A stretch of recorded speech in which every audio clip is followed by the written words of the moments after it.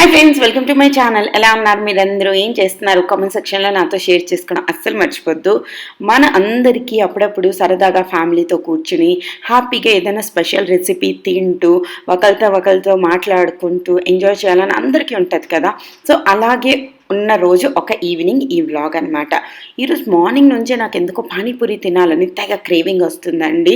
So ఈరోజు నేను అనుకున్నాను, నేను పానీపూరిది వాటర్ చేస్తాను, కర్రీ చేస్తాను, పూరీస్ బయట నుంచి తెచ్చేసుకుందాం, అండ్ సాయంత్రం హ్యాపీగా అందరు కలిసి తింటూ మాట్లాడుకుంటూ ఎంజాయ్ చేద్దామని. సో ఈరోజు ఫస్ట్ నేను చేస్తున్నాను పొటాటోస్ బాయిల్ అనమాట. పొటాటోస్ ఎప్పుడైనా తొందరగా కుక్ అయిపోవాలనుకోండి, మనం ఏం చేయాలంటే దాని స్కిన్ పీల్ చేసి ముక్కలు కట్ చేసి కుక్కర్లో పెట్టేసుకోవాలన్నమాట. ఇలా చేయడం వల్ల చాలా చాలా తొందరగా మనకు పొటాటోస్ అన్నవి కుక్ అయిపోతాయి. ఫస్ట్ పొటాటోస్ అన్నీ వాష్ చేశాను, తర్వాత వాటి స్కిన్ పీల్ చేశాను. స్కిన్ పీల్ చేసిన తర్వాత కూడా మరొకసారి నేను వాష్ చేస్తున్నాను. ఇలా చేయడం వల్ల ఏంటి అంటే దానికి ఇంకా అంటుకున్న చిన్న చిన్న మట్టి ఏమైనా ఉంటే కూడా పోతుంది. ఇలా చేసిన తర్వాత మనం కుక్కర్లో వాటర్ యాడ్ చేసుకుని అందులో కొద్దిగా సాల్ట్ యాడ్ చేసుకుని తర్వాత ఈ పొటాటోస్ క్యూబ్స్ అన్నిటిని మనం ప్రెషర్ కుక్కర్లో వేసేద్దాం. ఈ సైజ్ క్యూబ్స్ అయితే చాలా చాలా ఈజీగా కుక్ అయిపోతాయి. ఇది ఎమర్జెన్సీ కోసం సూపర్ టిప్ అనమాట. మన ఈ పానీపూరిలో స్టఫింగ్ కోసం చాలామంది శనగలు ఇవన్నీ కూడా చేస్తారు, బట్ నాకు సింపుల్ పొటాటో స్టఫింగే నచ్చుతుందండి. శనగలు ఇవన్నీ వేస్తే నాకు అస్సలు నచ్చదు. ఒకవేళ మీ ఫ్యామిలీలో శనగలు నచ్చుతాయి అంటే మీరు వాటిని కూడా ముందు రోజు రాత్రి నానబెట్టుకుని ఒకసారి కొంచెం కుక్ చేసేసుకున్నారనుకోండి, హ్యాపీగా మీ ఫ్యామిలీకి నచ్చినట్టుగా మీరు చేసుకోవచ్చు. తర్వాత ఇంకో గ్లాస్ కంటైనర్ తీసుకున్నాను. దీంట్లోని ఆ పొటాటోస్ కుక్ అయిపోయినవి తీసి కొద్దిగా చల్లగా అయిన వరకు ఉంచాలి. మీరు ఇందులో హ్యాండిల్ పెట్టికండి. చేతులు పెట్టేస్తే మళ్ళీ మన చేతులు కాలిపోతే మళ్ళీ ప్రాబ్లం అవుతుంది, మనకి ఏడుపు వస్తుంది, దుఃఖి వేస్తుంది కదా. సో మనం అలాంటి పనులు ఏం చేయమన్నమాట. వీటిని ఇలా పక్కన పెట్టేసుకుందాం. చల్లగా అయిపోయిన తర్వాత ఈవినింగ్ టైం అప్పుడే 4 ఆ టైం అవుతుంది కదా, ఆ టైంకి హ్యాపీగా దీంట్లో ఉప్పు కొద్దిగా కారం యాడ్ చేసి దాంతోపాటు కొద్దిగా చాట్ మసాలా, ఒక చట్పటా టేస్ట్ వస్తుంది దానివల్ల వేసి ఈ పొటాటోస్ని బాగా మ్యాష్ చేసేసుకోవాలి. దీంట్లో నేను కొద్దిగా ఆనియన్స్ కూడా యాడ్ చేశాను.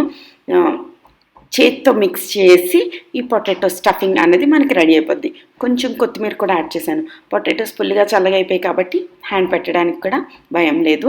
ఫస్ట్ నేను స్పూన్తోనే మ్యాష్ చేయడానికి మీరు నా బ్లాగ్స్ కనుక ముందు నుంచి చూస్తే నేను ఎందులోని చేతులు పెట్టడానికి అస్సలు ఇష్టపడను.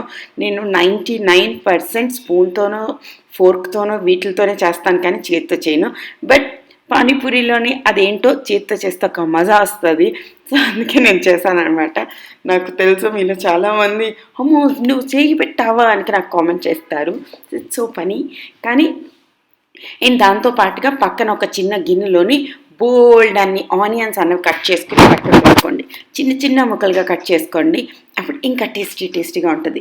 మీకు స్పైసీగా తినాలనిపించింది అనుకోండి, ఈ ఉల్లిపాయల్లో కూడా కొద్దిగా పచ్చిమిరపకాయలు కట్ చేసి వేసుకోవచ్చు. ఇందులో నేను ఓన్లీ ఉల్లిపాయలు కొద్దిగా కొత్తిమీర యాడ్ చేస్తున్నాను. సంతోష్కి కొత్తిమీర అంటే అస్సలు ఇష్టం ఉండదు, అందుకే అన్నింటిలో కొంచెం వేస్తున్నాను అనమాట. తర్వాత ఒక బౌల్ తీసుకోండి. దాంట్లోని మనం వాటర్ యాడ్ చేసుకుందాం. పానీపూరి కోసం మనం పానీ తయారు చేసుకుంటున్నాం. దాంట్లో వాటర్ యాడ్ చేసిన తర్వాత నేను యాడ్ చేస్తున్నాను ఎవరెస్ట్ పానీపూరి మసాలా అనమాట.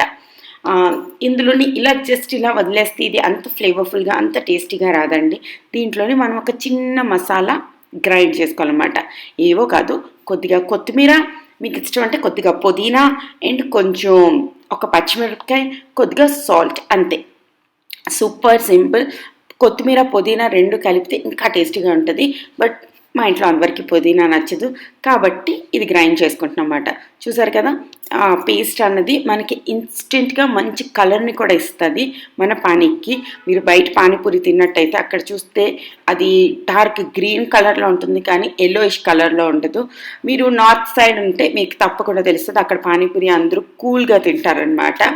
అంటే చల్లగా, ఇందులో వాళ్ళు ఐస్ క్యూబ్స్ కూడా వేసుకొని చల్లగా తింటారు. బట్ మన సౌత్ సైడ్ మనం ఎవరము కూలింగ్ పానీపూరి తినడానికి ఇష్టపడము. తర్వాత నేను నా డైనింగ్ టేబుల్ మీద పానీపూరి బండిని అరేంజ్ చేస్తున్నాను.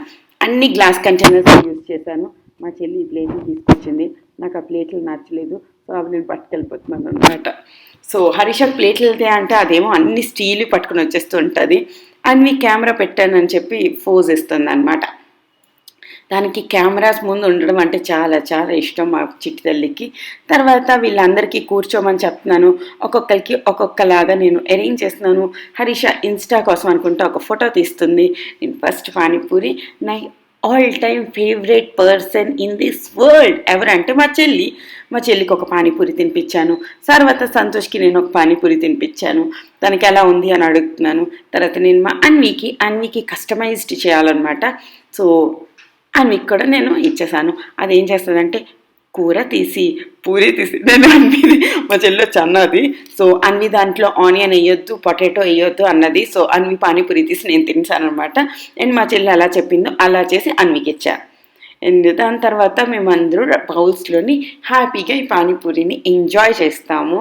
అండ్ మీరు ఎలా అనిపించింది ఈ చిన్న వ్లాగ్ అన్నది నాకు కామెంట్ సెక్షన్లో షేర్ చేయండి. ఇట్స్ ప్రిటీ ర్యాండమ్ వ్లాగ్ అండి. నాకు సరదాగా అనిపించింది మీ అందరికీ షేర్ చేయాలని, అందుకే నేను షేర్ చేస్తున్నాను. మరొక ఇంట్రెస్టింగ్ వీడియోతో మళ్ళీ రేపు కలుస్తాను. అప్పటి వరకు టాటా బాయ్ బాయ్.